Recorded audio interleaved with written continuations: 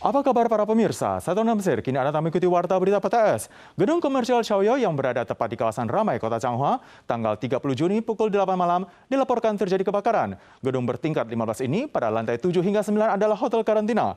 Pemadaman api terus berlangsung hingga pukul 3 dini hari dan berhasil mengeluarkan semua penghuni gedung. Namun tragedi ini menewaskan 3 tamu hotel dan 1 petugas pemadam kebakaran. Salah satu di antaranya PMI perempuan.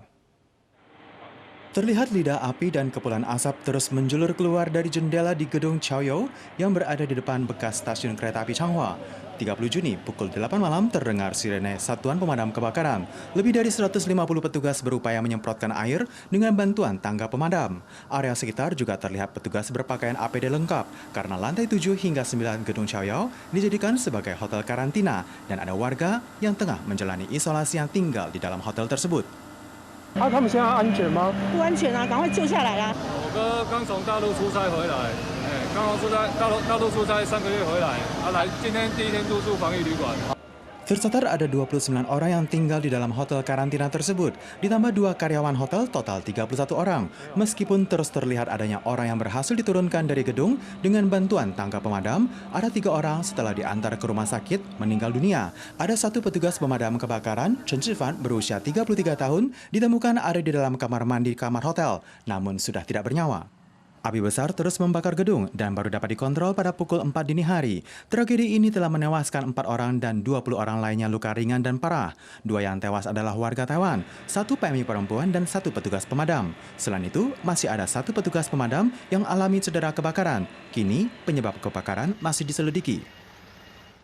Hari ini di Taiwan tercatat ada penambahan 47 kasus lokal. Seorang PMI Kaburan di Pingtung yang sempat berinteraksi dengan sopir mobil pandemi yang positif Delta pada tanggal 27 Juni berhasil ditangkap saat bekerja di kawasan pegunungan di desa Renai Nantou dan langsung ditempatkan di pusat karantina terpadu. Tidak lama kemudian dirinya menunjukkan gejala demam panas dan segera diantar ke rumah sakit dan melakukan tes PCR. Untungnya hasilnya adalah negatif. Di tengah hujan lebat, terlihat kendaraan medis naik ke atas gunung guna memberikan pemeriksaan COVID-19 terhadap 14 warga dan 1 polisi setempat yang sempat berinteraksi dengan PMA Kaburan yang demam.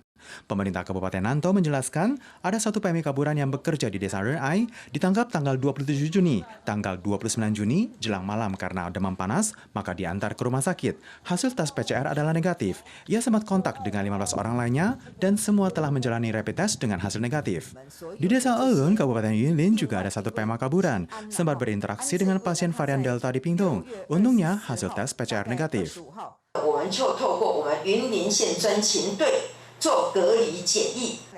Pemkab Yunlin menjelaskan pemilik rumah yang disewa PMA Kaburan dan teman lainnya yang sempat kontak, usai diperiksa semuanya negatif. Sementara desinfeksi total di kawasan terkait telah diselesaikan. Guna mencegah celah kebocoran, tugas pencegahan, Pemkab Yunlin tanggal 1 Juli sore juga akan mendirikan beberapa pos pemeriksaan di sekitar pasar tradisional Desa Elun yang difungsikan untuk melayani rapid test untuk pekerja migran.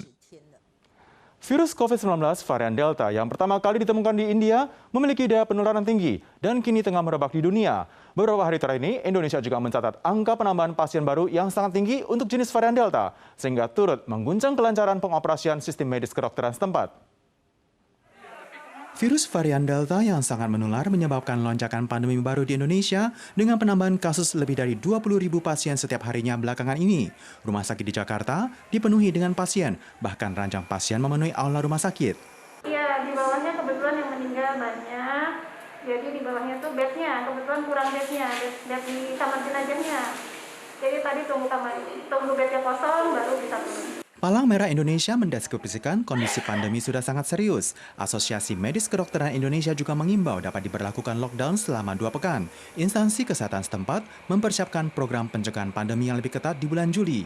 Banyak warga yang tinggal di kawasan Tangerang, Jawa Barat tidak mengetahui jika vaksinasi harus melakukan pendaftaran terlebih dahulu, sehingga langsung berbaris berdesakan di berbagai pos vaksinasi, di mana hal ini justru dapat menyebabkan krisis penularan baru.